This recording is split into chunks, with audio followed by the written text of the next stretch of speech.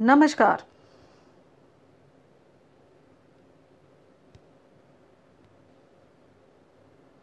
दिव्यांग हेतु national career service centre, Kanpur क्षेत्रीय सेवा योजन कार्यालय Varanasi, the special able foundation Varanasi एवं जन विकास समिति वाराणसी के संयुक्त तत्वाधान में बृहद दिव्यांगजन रोजगार मेला दिनांक 21 जुलाई 2023 दिन शुक्रवार समय 11 बजे से स्थान स्थान CM bungalow Bengali colony Bhelupur Varanasi UP 221010।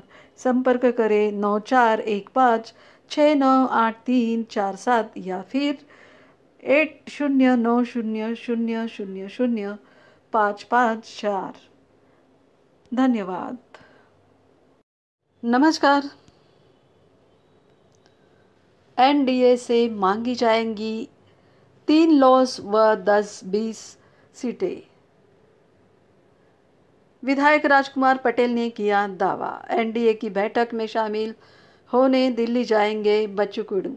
पूरे राज्य में एनडीए प्रत्याशियों का प्रहार करेगा प्रचार, अपने कब्बशी चिन्ह पर ही चुनाव लड़ेगा प्रहार। अचलपुर व मेघघाट सीट पर एनडीए से मिलेगा समर्थन। विप की राज्यपाल नामित 12 में से एक सीट पर भी रहेगा दावा। केंद्र में भी दिव्यांग मंत्रालय गठित करने का होगा प्रयास।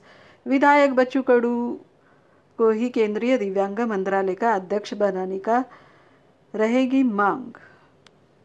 अमरावती भाजपा के राष्ट्रीय अध्यक्ष जेपी नड्डा द्वारा दिए गए निमंत्रण पर प्रहार जनशक्ति पार्टी के संस्थापक व विधायक बच्चू कडू कल 18 जुलाई को शाम 5 बजे दिल्ली में होने जा रही एनडीए के बैठक में शामिल होंगे और इस बैठक के दौरान प्रधानमंत्री नरेंद्र मोदी से मुलाकात भी करेंगे। इस आशय की जानकारी देते हुए प्रहार जनशक्ति पार्टी के मेलघाट निर्वाचित क्षेत्र से विधायक रहने वाले राजकुमार पटेल ने बताया कि एनडीए में शामिल होने के बावजूद प्रहार जनशक्ति पार्टी का अपना स्वतंत्र अस्तित्व बना रहेगा और प्रहार अपनी चुनावी चिन्ह कब्बशी पर ही अपने प्रत्याशी खड़े करते हुए चुनाव लड़ेंगे।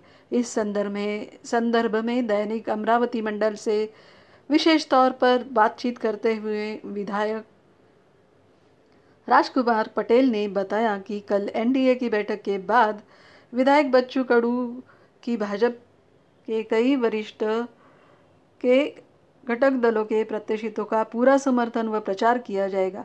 साथ ही इसके एवज में एनडीए को प्रहार जनशक्ति पार्टी के लिए 3 संसदीय सीटें व 10 विधानसभा सीटें छोड़नी होंगी और इन सीटों पर प्रहार के प्रत्याशियों का एनडीए के घटक दलों के नेताओं से प्रचार करना होगा।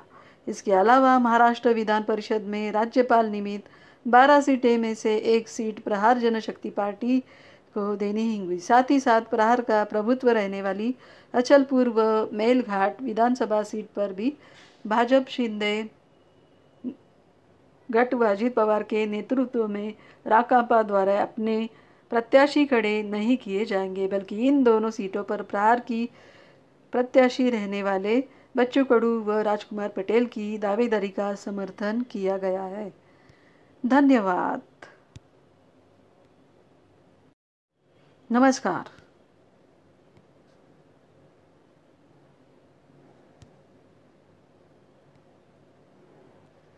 नमस्कार।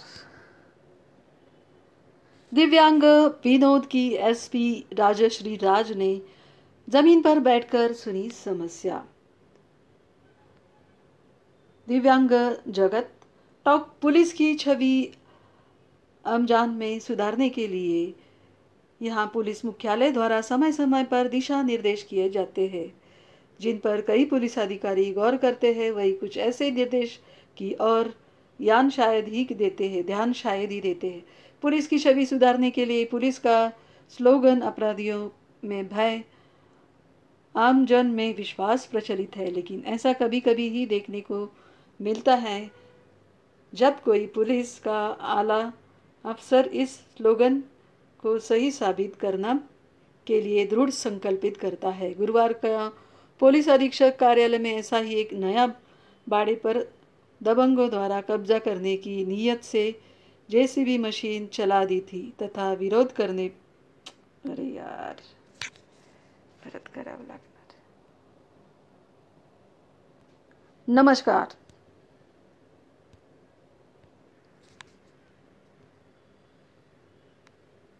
दिव्यांग विनोद की एसपी राजश्री ने जमीन पर बैठकर सुनी समस्या। पुलिस ने छवि आम जन में सुधारने के लिए जहां पुलिस मुख्यालय द्वारा समय समय पर दिशा निर्देश दिए जाते हैं जिन पर कई पुलिस अधिकारी गौर करते हैं, वही कुछ ऐसे निर्देशों की और ध्यान शायद ही देते हैं। पुलिस की छवि सुधारने के लिए पुलिस का स्लोगन अपराधियों में भय, आम जन में विश्वास प्रचलित है, लेकिन ऐसा कभी कभी ही देखने को मिलता है जब कई पुलिस का आला अफसर इस स्लोगन को सही साबित करता है।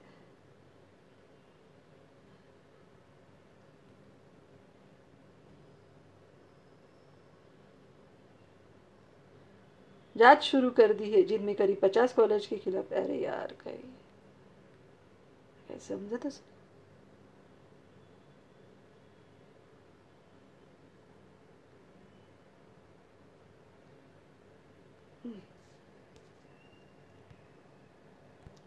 नमस्कार।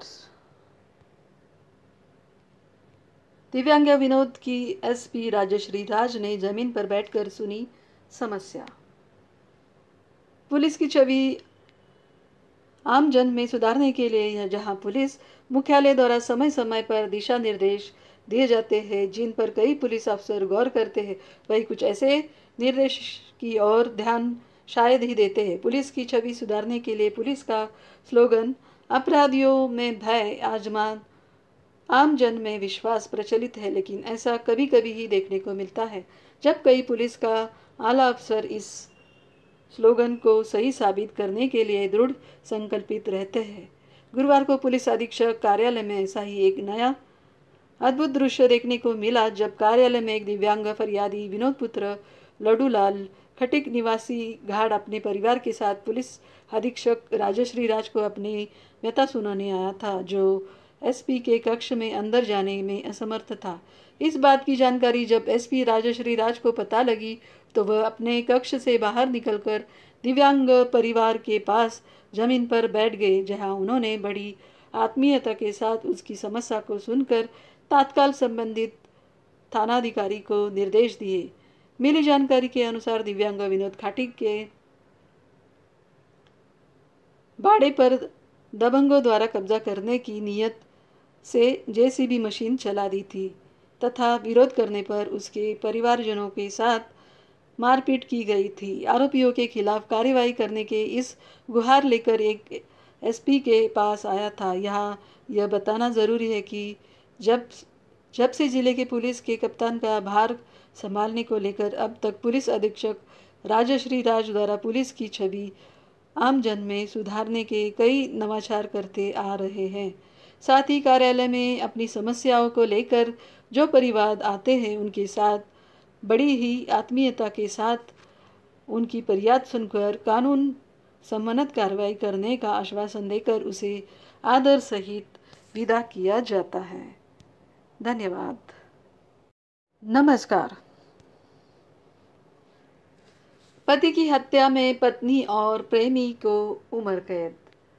सहारनपुरा। दिव्यांग पति की हत्या का दोष सिद्ध हो पर पत्नी और उसके प्रेमी को अपर सत्र न्यायाधीश आलोक शर्मा ने आजीवन कारावास की सजा सुनाई है। आरोपियों पर 50-50 हजार रुपये का अर्थदंड भी लगाया। सहायक शासकीय अधिवक्ता अमित त्यागी ने बताया कि ग्राम सारथा कायस पटेल निवासी इनाम ने दिनांक 4 दिसंबर 2009 को थाना चिल्काना में अपने दिव्यांग भाई रिजवान को गुमशुदगी की रिपोर्ट दर्ज कराई। इनाम ने 12 दिसंबर को एक अन्य प्रार्थना पत्र देकर बताया कि उसे गांव के 2 लोगों ने जानकारी दी है कि 27 सितंबर की रात जब वो घर आ रहे थे तो गांव में ही रहने वाला आबिद अपने कंधों पर बोरा लादे जा रहा था। आरोप लगाया था कि आबिद ने रिजवान की पत्नी दिलशना के साथ नाजायज संबंध है। पुलिस और परिजनों ने जब रिजवान की पत्नी से पूछा तो उसने आबिदा के साथ रिजवान की हत्या कर शव छिपाने की बात कही।